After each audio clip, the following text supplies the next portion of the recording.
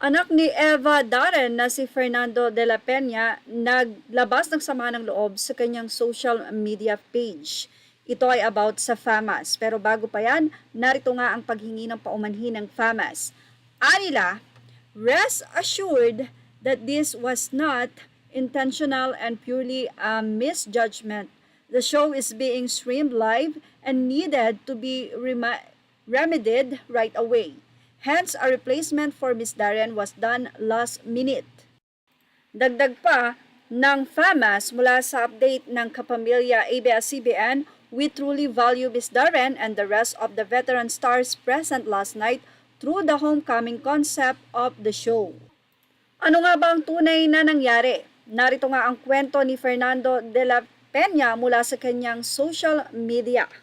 Aniya, a couple of months ago, she received a notice of invitation for the FAMAS Awards Night. For those of you who aren't familiar, FAMAS, Filipino Academy of Movie Arts and Science Award, is the equivalent of the USA's Oscar Awards. She was also given a script to go over and memorizes as an awards presenter coupled with another veteran actor, Mr. Tirso Cruz III. Mom was excited. Both the best dress and pair of heels she could afford and topped that with a nice package of hair and makeup for the gala.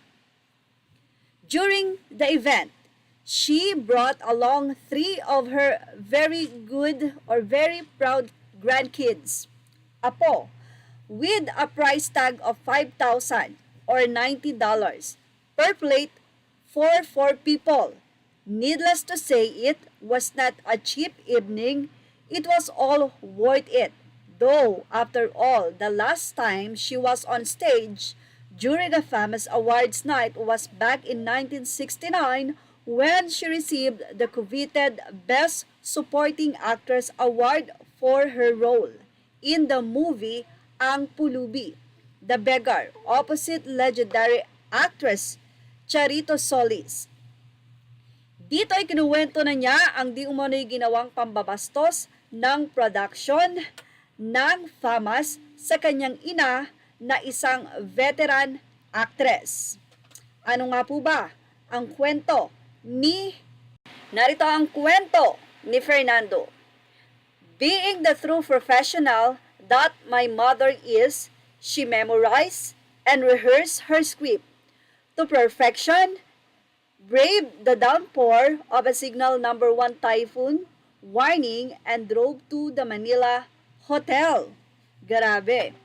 Patuloy pa ni Fernando, after the glitz and the glamour shots with air, chick kiss and what not, everyone eventually took their seats and the awarding commenced.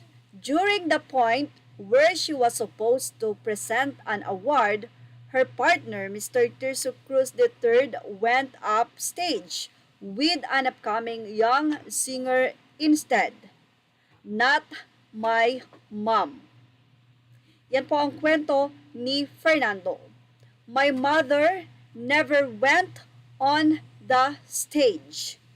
The PR officer of FAMAS, who had been in constant communication with my mother prior to the event, had absolutely no explanations to offer, just 1,000 apologies.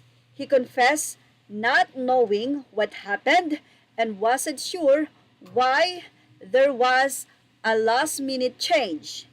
My mom said it's okay, but decided to leave nonetheless. Ouch.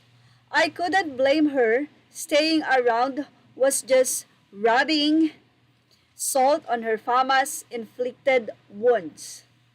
Yan po ang kwento ni Fernando. Patuloy pa niya, you would think and assume that a prestigious award-giving body who had been doing the same thing every year over and over without fail would have mastered their craft after 72 years. But no, not this entity. So, sa huling bahagi ay dito na nga niya sinambulat ang kanyang pagkadismaya sa nasabing award-giving body. Narito po, to all of you people behind FAMAS, you cannot do this to an icon of Philippine cinema. It is rude, it is disrespectful, it is unethical, it is unprofessional, to say the very least. I can think of 100 other words to describe what FAMAS did to my mother, even completed on legal action for a second or two, but my sister, a devout Christian, told me to leave it to the hands of God. And so, I will. Nagsorry naman agad ang FAMAS sa kanilang statement na inilabas na binasa nga natin sa nasabi nga pong unang yugto ng ating update. Say nila ulit, FAMAS would like to express its sincerest apologies to Miss Eva Darren, an icon in Philippine movie industry and a professional actress whose career is indubitably worthy of emulation. She was part of the program in last night awards night and was supposed to present special citations with Mr. Tirso Cruz III. But considering that we were running a live show and due to myriads of people present in last night festivities, the production team was not able to locate Miss Darren.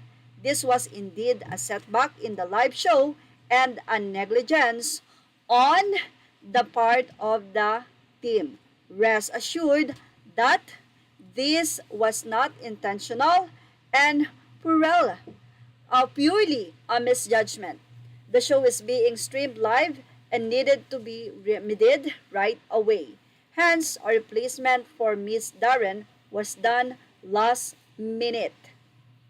Yan po ang naging pagbabahagi ng ABS-CBN. We are writing this with a heavy heart, especially after hearing that Miss Darren and her family were terribly hurt by this unintentional disregard to her presence. And stay sure, we truly value Miss Darren and the rest of the veteran stars present last night through the homecoming concept of the show. But as there were brilliant moments to the most star-studded awards night in recent memory, there were also hitches and unfortunate development in a live show such as this one. We understand that an apology alone cannot undo the damage this might have caused Ms. Darren, but we are committed to make amends and rebuild her trust by a personal visit of the FAMAS board to honor her seizure if she allows it. So ayan naman po pala, napakaganda po ang naging pagbabahagi o response ng FAMAS sa nasabi nga pong sentimiento ng anak ni Miss Darren na si Fernando. At sana nga hindi na maulit ang ganito dahil masakit naman talaga sa part ni Miss Darren. Well, ilang mga netizen naman ang nagbahagi ng kanilang opinion na una pa lang daw sa nasabing post ng FAMAS ay hindi nga nakalagay doon ang ilan sa mga invited or yung magsasalita as part of the event. Hindi nakalagay ang pangalan ni Miss Darren kung saan doon pa lang ay may pagkakamali na nga daw. Ilang mga netizen din ang nagbigay ng kanilang opinion at sinabi na hindi nyo na maibabalik ang isang apology lamang. Ano pa ang gagawin sa apology? Nakakahiya. Naman ang isa, kasalanan pa ni Ms. Darren ngayon ang palpak ng organizers. Nasa harap lang siya, nakaupo front and center, wika nga. Anyway, maganda po ang ginawa ng FAMAS. Ayon nga sa kanila, pupunta sila ng personal para humingi ng pasensya kay Miss Eva Darren. So totoo lang, minsan pag live talaga, parang cramming ka na, hindi mo na alam ang gagawin mo. So ganun siguro ang nangyari sa nasabi nga pong event na talaga namang napakaraming tao. At yan nga ang ating Showbiz Snap Update. Thank you for watching. Images are all credit to the rightful owner.